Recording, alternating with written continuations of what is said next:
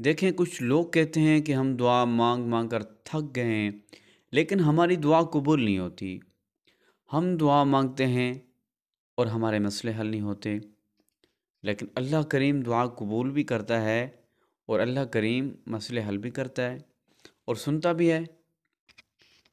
تو ایک ایسا راز آج میں آپ کو بتانے والا ہوں کہ جس سے آپ کی ہر دعا قبول ہوگی۔ ہمارے اندر کمی ہوتی ہے جس کی وجہ سے ہماری دعا مقبولیت تک نہیں پہنچتی۔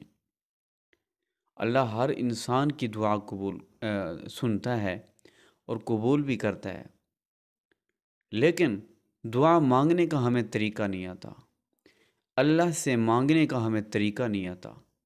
اگر ہم اللہ سے مانگنے کا طریقہ سیکھ جائیں تو ہماری ہر دعا قبول ہوگی۔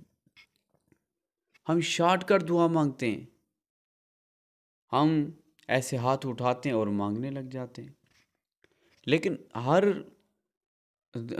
مسئلے کے اور ہر عبادت کے کوئی اصول ہوتے ہیں۔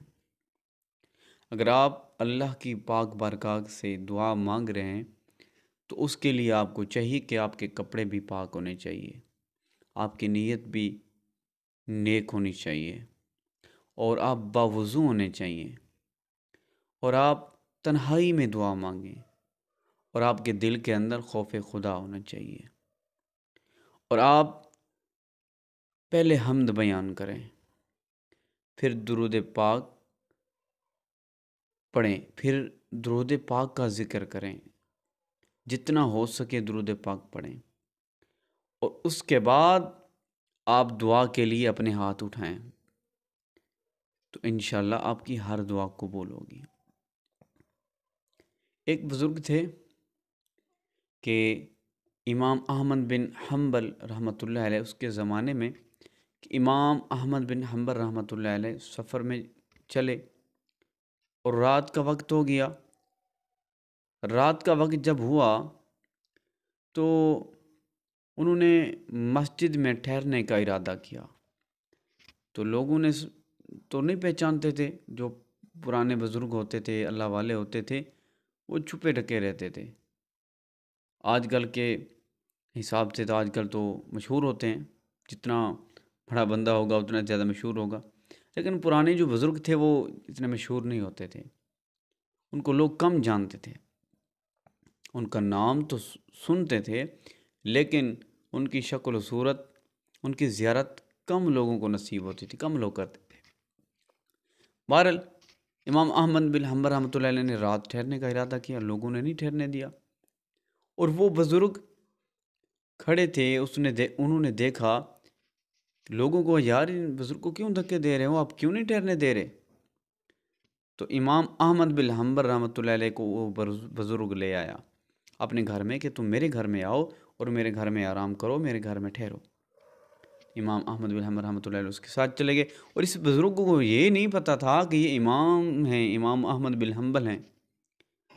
تو امام احمد بن حنبل رحمۃ اللہ علیہ نے رات گزاری، تو امام صاحب نے دیکھا کہ وہ آٹا بھی گوندھ رہا ہے، تو اس کی زبان سے استغفر اللہ نکل رہا ہے، استغفر اللہ استغفر اللہ۔ کام بھی کر رہا ہے تو استغفر اللہ استغفر اللہ، کھانا بھی کھا رہا ہے تو استغفر اللہ استغفر اللہ، اس کی زبان سے استغفار نکل رہا ہے۔ اور امام صاحب نے پوچھا کہ اے نوجوان، تم یہ بتاؤ کہ یہ تم بار بار استغفر اللہ استغفار کرتے ہو، تمہیں اس کا کوئی فائدہ بھی نظر آیا؟ تمہیں اس سے کچھ ملا بھی ہے کہ تم اتنا ذکر کرتے ہو، استغفار کرتے ہو، تو بتاؤ اس کا کوئی نتیجہ بھی نکلا؟ اس نوجوان اور اس بزرگ نے کہا، فرمایا کہ میری ہر دعا اس عمل سے قبول ہوتی ہے، میں استغفار کرتا ہوں اور میرے استغفار کرنے کا یہ نتیجہ مجھے ملا کہ میری ہر دعا قبول ہوتی ہے، لیکن ایک دعا ہے وہ ابھی تک قبول نہیں ہوئی۔ امام صاحب نے فرمایا وہ کون سی دعا ہے؟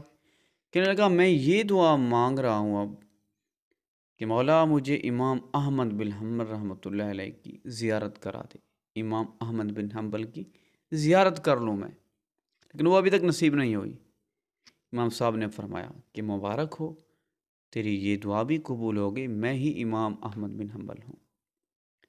تو دیکھیں، استغفار کرنے سے اللہ تعالیٰ دعائیں قبول کرتا ہے۔ اللہ کی حمد بیان کریں، حضور کی ذات پر درود و سلام پڑھیں اور استغفار کثرت سے کریں، آپ کی ہر دعا قبول ہوگی، آپ کی ہر تمنا پوری ہوگی، آپ کی ہر مشکل حل ہوگی۔ آپ استغفار زیادہ سے زیادہ کریں۔